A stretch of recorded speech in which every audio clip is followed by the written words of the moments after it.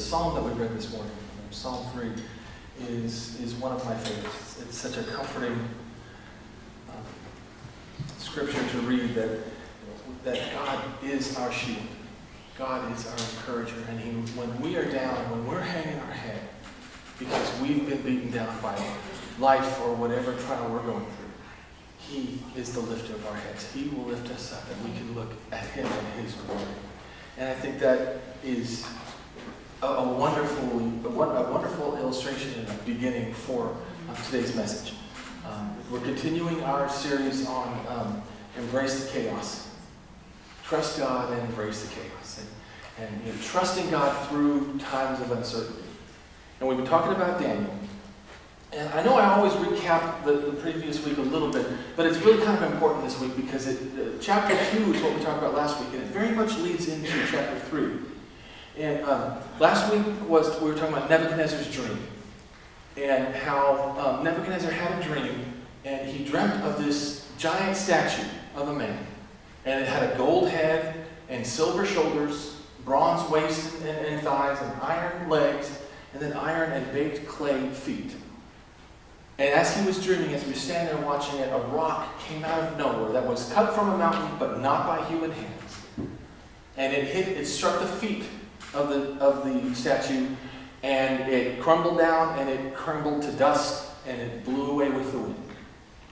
And this was a dream that he had, and only Daniel could, what God told Daniel, not only what the dream was, but how to interpret it.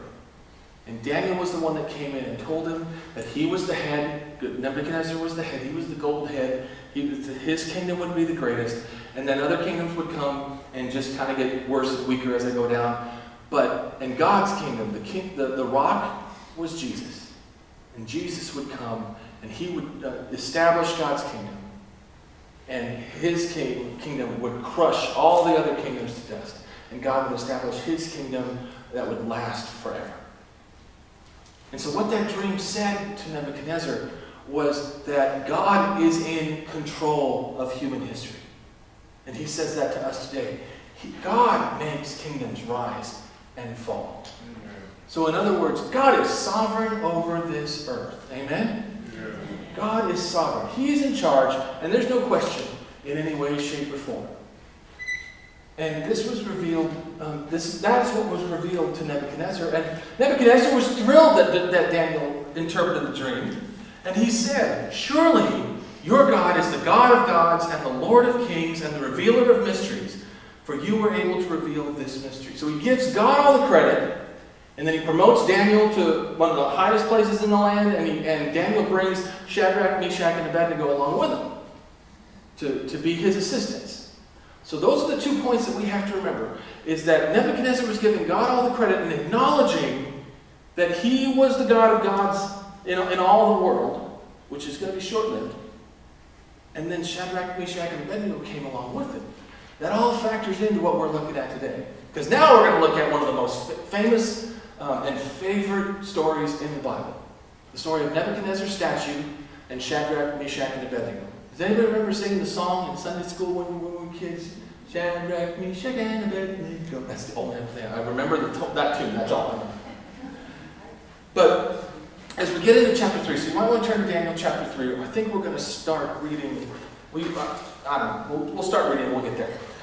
And when we get into chapter 3, we realize it's very evident that chapter 3 happens rather shortly after the events of chapter 2. And it's very interesting because in chapter 2, Nebuchadnezzar dreams of a statue. In chapter 3, he decides he's going to build a statue. And he decides he's going to build a giant 90-foot tall golden statue. It's going to be 90 feet tall and 9 feet wide. And when you think about it, that's kind of narrow dimensions for a statue. It's not going to be really stable. But you also have to factor in that most likely at least a third to half of the height of the statue is going to be the pillar. So if you look at it, it's 45 to 60 feet tall and 9 feet wide. And that's not that big of a deal. If you look at Statue of Liberty, this is our Statue of Liberty. Statue of Liberty is 305 feet tall. from the base of the pedestal up to the flame. That's 305 feet. And that's what its measurement is. But over half of its height is pedestal. The statue itself is only 151, almost 152 feet high. So when you think about it, when you have a statue that's really just 45 to 60 feet tall and 9 feet wide, it's fairly stable and they'll be fine. So he built this golden statue. Now, it was most likely not of himself. There are some ideas that he built a statue of himself to show how awesome he was. And most likely, that's not the case. It was most likely of his favorite god, or the main god of the Babylonians. Now, theologians and scholars kind of argue about who was the main god of the Babylonians at the time. But especially at that time, religion and politics were very closely related. If you were a conquered people, one of the ways that you showed loyalty, and one of the ways that your conquerors made you bow down, was to make you worship their gods. And so that was really big. So he builds this statue, and he calls, and I quote, all of his high officers, officials, governors, advisors, treasurers, judges, magistrates, and all the provincial officials to come for the dedication. So he builds this big statue on the plain of Dora, which is just outside of Babylon. And he's going to have this huge religious ceremony. And Nebuchadnezzar calls all the high officials from all over the kingdom. Every conquered people that he had, he was bringing in the high officials into this one dedication. It was going to be a religious ceremony so that he could have them worship this statue. Now, see, it was at the height of Nebuchadnezzar's power. He was at the pinnacle. He was never going to be more powerful than he was at this moment. And he was going to solidify his dominance over his kingdom. So he called all these officials from the other countries, and he was going to force them to bow down to this statue and worship this statue. It was a form of dominance. It was 100% a power play. He was going to show everybody just how powerful he was. When the music played, everyone was going to bow down and worship this big statue. Verse 6 of chapter 3 says, anyone who refuses to obey will immediately be thrown into a blazing furnace. And that's fine and dandy. Except most of us realize that the Ten Commandments, if you look at the Ten Commandments, worshiping other gods and bowing to other gods, particularly some big dumb statue in the middle of a desert, doesn't sit well with God or with the Hebrews. Exodus chapter 20 says, verse 3 says, you shall have no other gods before me. There's really not a lot of wiggle room there. You shall have no other gods before me. But then verses 4 and 5 get even better. You shall not make for yourself an image in the form of anything in heaven above or on the earth beneath or in the waters below. You shall not bow down to them or worship them. Okay, there's even less wiggle room in that one. You don't put any other gods before them, and you don't worship, bow down, do nothing to other gods. So this was a big thing for God and the Hebrews. This was the first two commandments that he was telling the Hebrews to break. So this was no small thing. So they have this big service with people all over the kingdom. And the time comes, and the music plays, and everybody bows down and worships the statue. Everybody except our intrepid heroes, Shadrach, Meshach, and Abednego. And remember, these are Daniel's friends that he brought with him.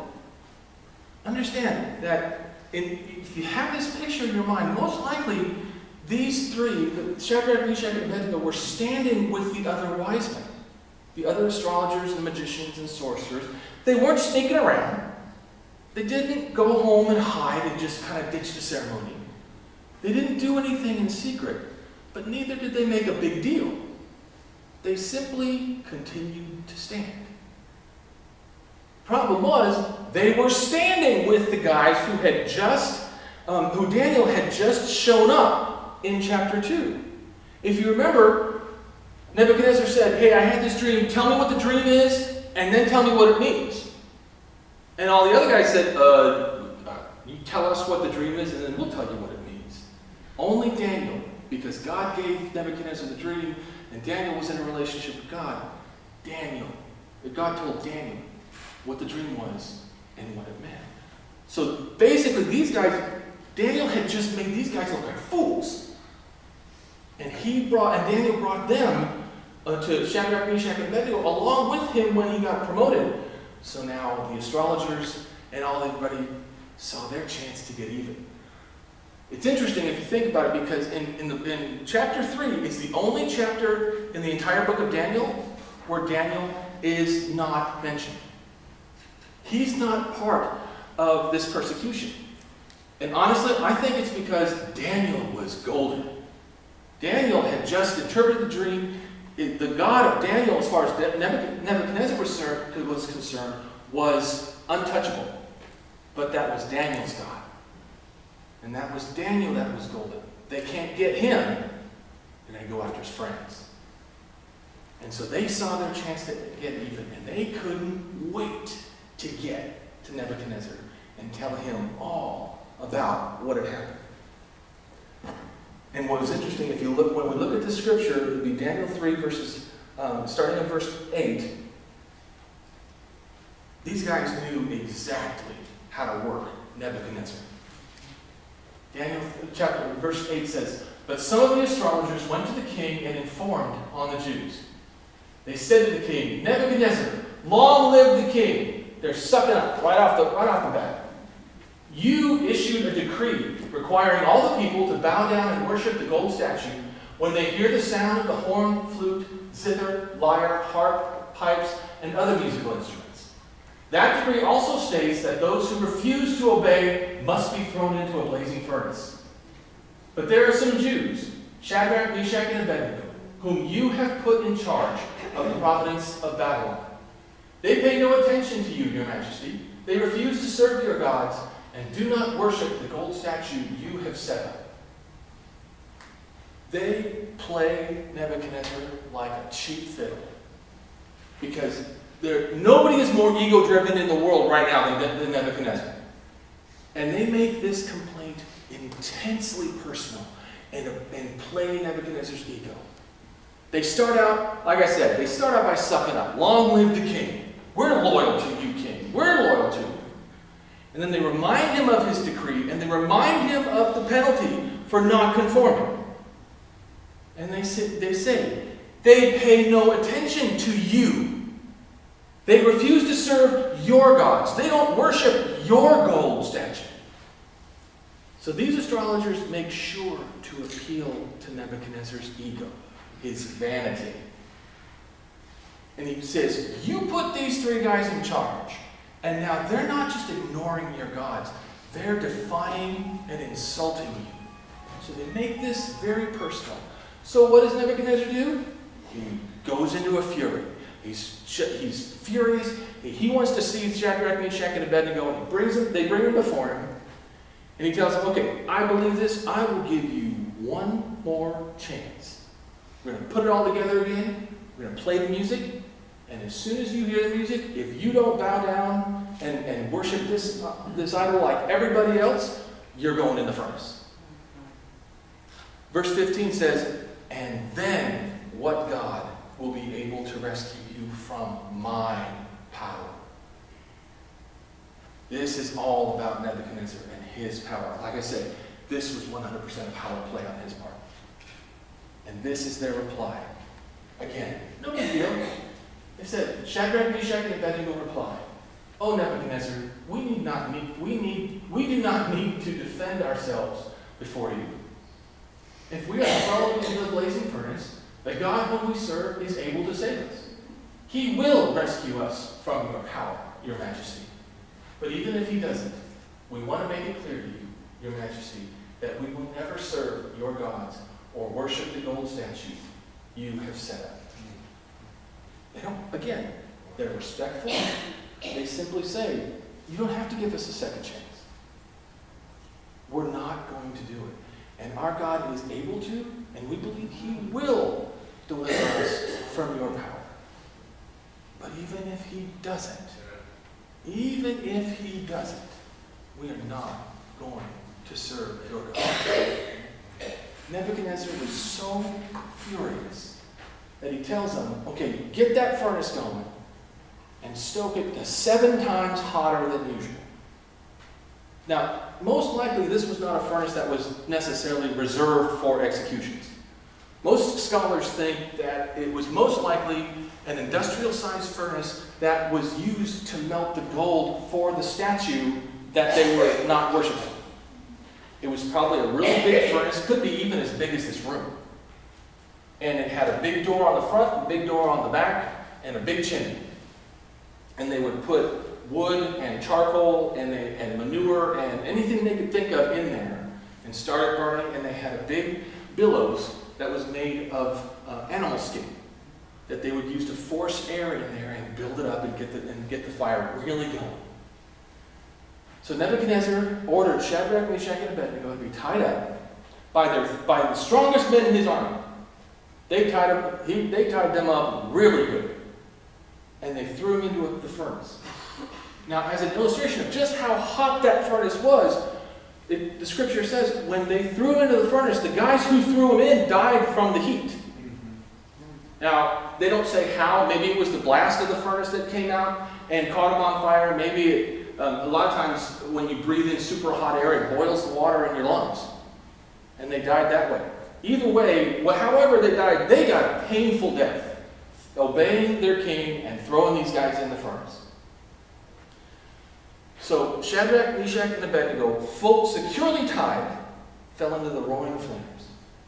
They threw them in, and then they stood back to watch them burn. And this is where we pick it up.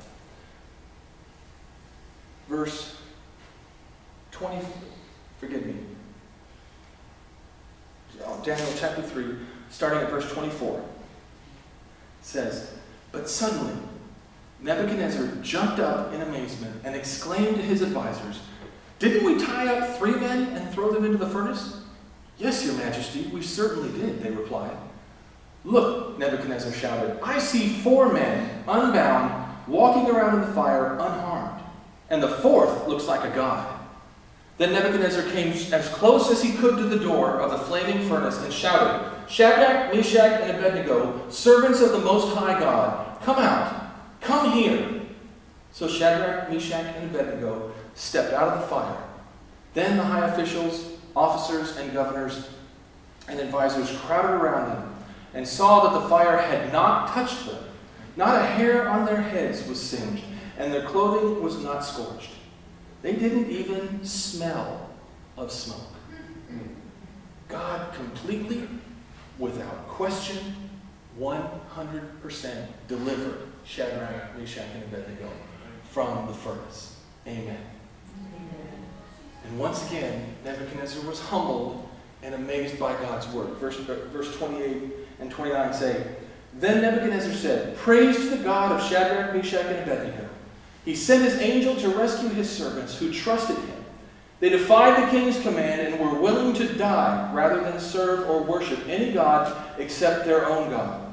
Therefore I make a decree, if any people, whatever race or nation or language, speak a word against the God of Shadrach, Meshach, and Abednego, they will be torn limb from limb, and their houses will be turned into heaps of rubble. There is no other God who can rescue like this.'" And then he promoted them to even higher positions. I just think it's interesting. Okay, he's glorifying God. He's still got to put out an edict to kill somebody. So he had to throw that in. But throughout chapter 3, that's a wonderful story. It is a story, it is a true story of God's deliverance. And that God was faithful to those who were faithful to him, and he protected them in the fiery furnace. But we see 2 major spiritual battles as we're looking through this chapter. And both are things that we struggle with in our walks. We see Shadrach, Meshach, and Abednego struggling with the world and the temptation to bow to an idol. But the other battle that we see is Nebuchadnezzar battling with God. He's fighting God. He's not fighting the Hebrews. He's just taking it out on them. Nebuchadnezzar is fighting God. And it all starts with his dream. Now, the upside of his dream in chapter 2 is that God told him that his kingdom was going to be the golden head. His kingdom was going to be the greatest and the best. But he was also told that he was not the ultimate power in this world. He was told, God put him in charge. God put the Babylonian kingdom on the map, and God will take it away in his time and for his purposes. But for a guy with an ego like Nebuchadnezzar, that's a tough pill to swallow. He is the most powerful king in the world, but he's not the ultimate power. Nebuchadnezzar, so he builds his statue, and he's going to show the kingdom, as well as the God of the Hebrews, just how mighty he is. His world wasn't going the way, and it wasn't turning out the way he wanted it to, so he was going to fight back against God. Now, the Apostle Peter had a hard time accepting how things were going in his life when Jesus was arrested. Remember, after the Last Supper, they go to the Garden of Gethsemane, and they spend time there, or Jesus spends that time there praying. And then Judas shows up with his guards to betray and arrest Jesus. Matthew chapter 26 says, and the others grabbed Jesus and arrested him. But one of the men with Jesus pulled out a sword and struck the high priest's slave, slashing off his ear. One of the men with Jesus, meaning Peter, slashing off his ear. Put away your sword, Jesus told him. Those who use the sword will die by the sword. Don't you realize that I can ask my Father for thousands of angels to protect us, and he would send them instantly? But if I did, how would the scriptures be fulfilled that describe what must happen now? John, in his gospel, says, but Jesus said to Peter, put your sword back in its sheath. Shall I not drink from the cup of suffering the Father has given me? So Peter's life is not turning out the way he wants to. So the first thing he does is lash out. God has his reasons for doing things his way. Your life is not always going to go the way you want it to. There are always going to be twists and turns. And sometimes they are your own doing. Sometimes we dig our own hole. That doesn't mean that God is not going to help us dig out of it when we come to him. Yes. Glory to God, no matter how deep a hole our sin, even as followers of his, no matter how deep a hole our sin digs us, we turn to God, and if the first words out of our mouth are, Lord, forgive me, he has not forsaken us. He has not given up on us. And he will help us dig out of that hole. Yes. Now, but sometimes also, it is God's leading. We're going in one direction. And all of a sudden, God's pointing us in another direction. And when we sense God leading us in that different direction, and things change in the way we don't want to, our immediate reaction is to fight and to push back and say, Lord, I'm not going that direction. I want to keep going this direction. And what we're telling God is, I know better than you. I got this, Lord. You go off and peddle your papers. I'm going to go this way. And he will make everyone in the kingdom. Whoa. Okay. Forgive me.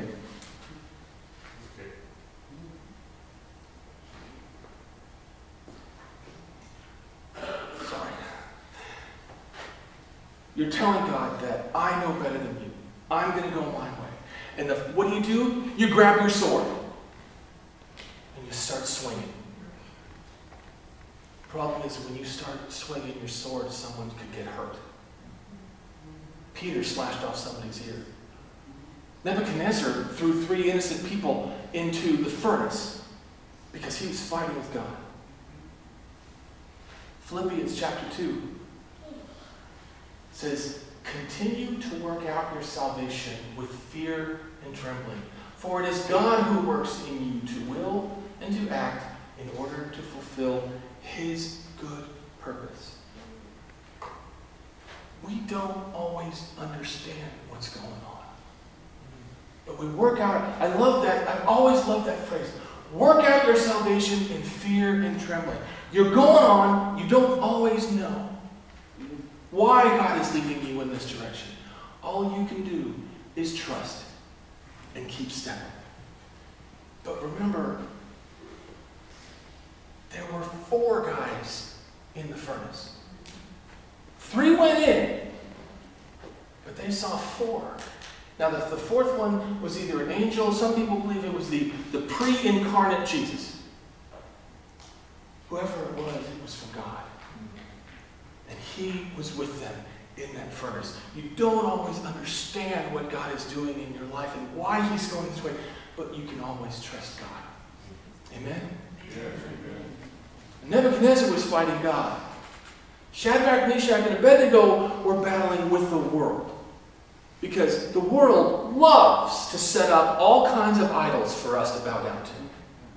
Understand, an idol is something in your life. Anything that you put between you and God.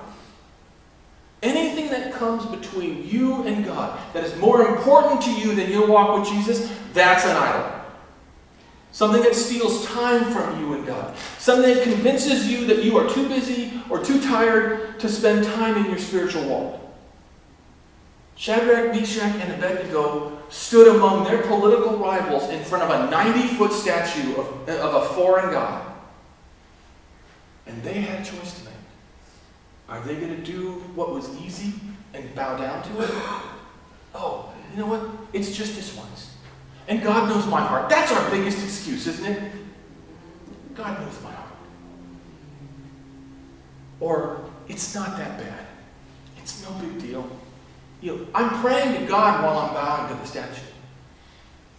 Or are they going to stand in obedience and be faithful to worship the God of heaven?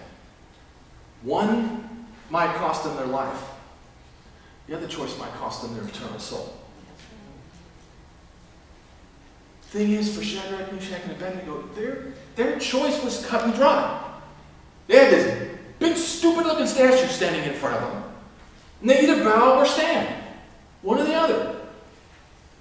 Today, we don't have a big golden 90-foot statue standing in front of us.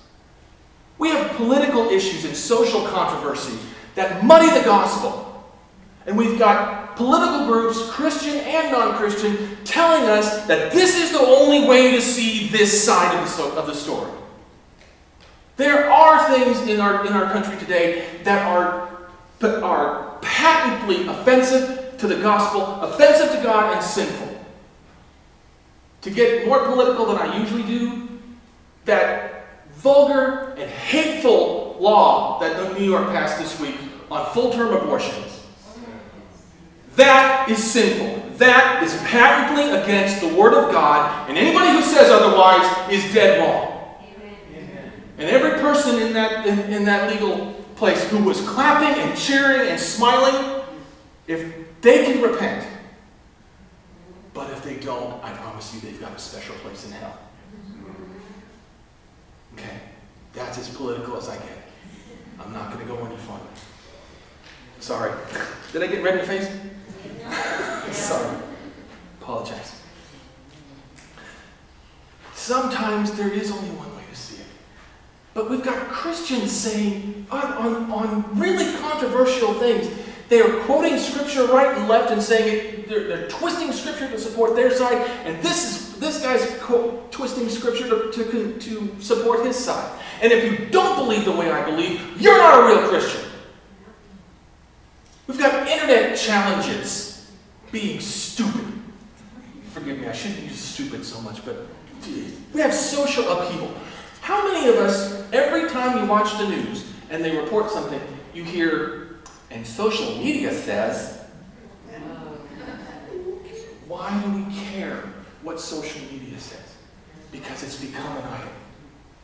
Being approved of, being accepted by social media has become an idol. We've got news and media with a godless agenda that sounds dangerously close to the truth. We've got TV and movies and music telling you that you are your own God. And your only responsibility to yourself is your feelings and your happiness and your fulfillment and your dreams. And if anyone, particularly God, stands in your way, then he's your enemy. You've got all this crud going on.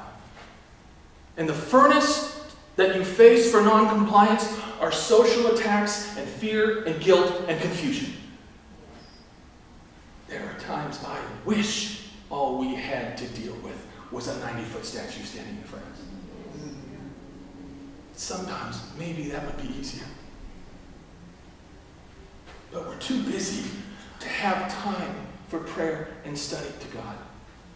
We're too busy and too tired for worship on Sunday mornings or prayer meetings. We're too busy, too tired, too confused, and too distracted. And that's exactly what the devil wants you to think. That's what he wants you to be. He wants you to be too tired. He wants you to be too confused. He wants you to be distracted and too busy. So that you'll bow down to his idols. And you'll give in. And as long as you're hearing that noise, God's message can't get through. And in the absence, we are human beings. We are sheep by nature. And as long as we are not hearing God's leading, we'll bow down to whatever sounds good. Because it's close enough to the truth. And as I was working on this message yesterday, I like to get up early on Saturday mornings if I told Richard months ago, my goal was to have my sermon done by Thursday evening. That was months ago. Yeah, that had to happen. So I like to get up early on Saturday mornings before Brenda and the girls get up. And I get up about 2 hours before they are, because they sleep late on Saturdays. And the house is nice and quiet. And I sit at our dining room table, and I turn on some classical music on. I turn the TV to the classical channel. And I start working. And it's so wonderful. It's peaceful. And I can focus on what God is leading me to say. That's important to be able to focus on God. I take my responsibility as a preacher very seriously. And yesterday, I worked for a good 2 hours. And then Brenda and Corinne got up. And then Cecily got up. And I was in the dining room. And they were over on the couch. And they're doing what you do on a Saturday morning. Brenda had her coffee. And they were talking. And oh, I had this dream, and I had this dream, and they had something on TV. And it became, when I'm trying to focus on my computer and on the Word, it's really distracting, especially because I'd like to be over there visiting and talking on Saturday morning. It's fun, but I need to work. But this past Christmas, I always get myself one Christmas present. This past Christmas, I got myself a set of noise-canceling headphones. And it's really cool. And I really did the research. And these particular ones need batteries. And what they have is a small microphone in the headphones that picks up the noise around you. And it sends what is called a noise-canceling wave into the headphones, into your ears. And it cancels out. It's at like 180 degrees opposite of the frequency that the noise around you is. So it cancels out most of the noise.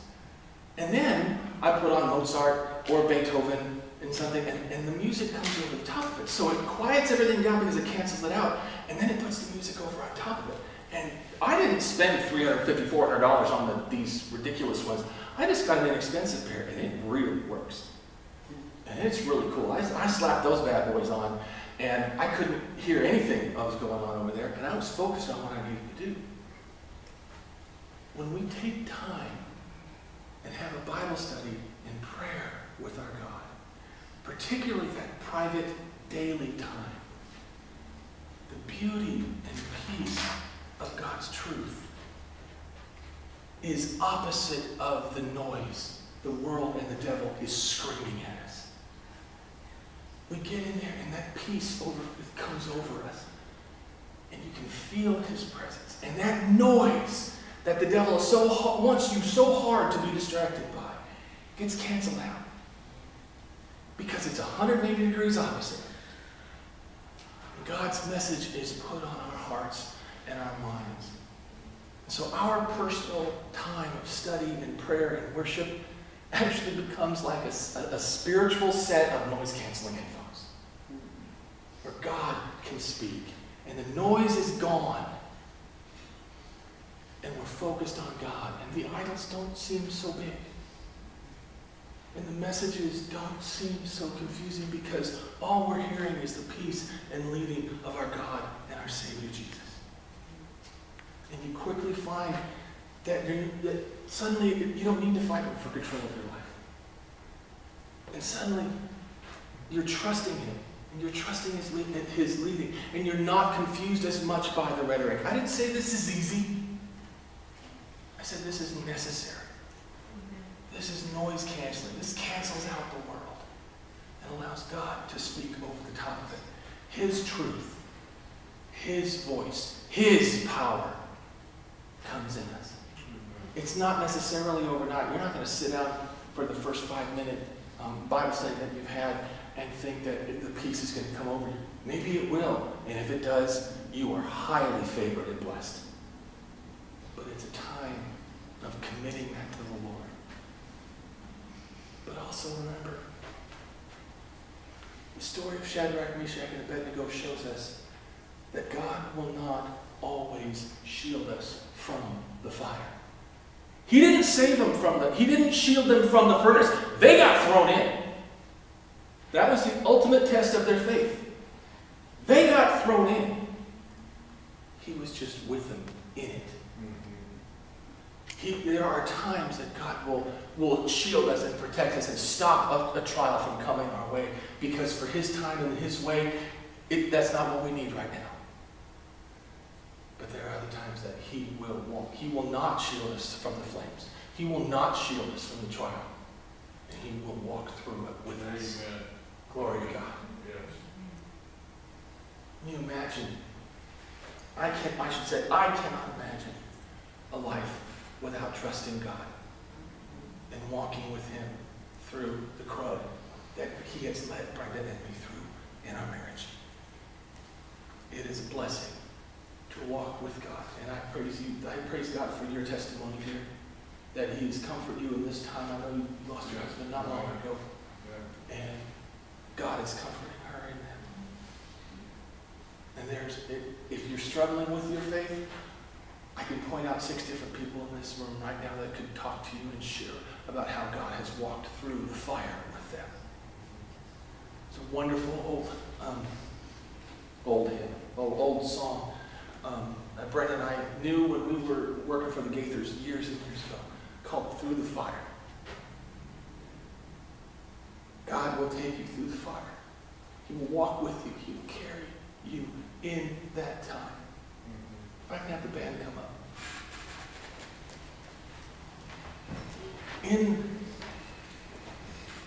The key with Shadrach, Meshach, and Abednego is that they believed, they trusted God. And they had faith. Now, God will be what God will be, but God will be faithful. Amen? Would you please stand?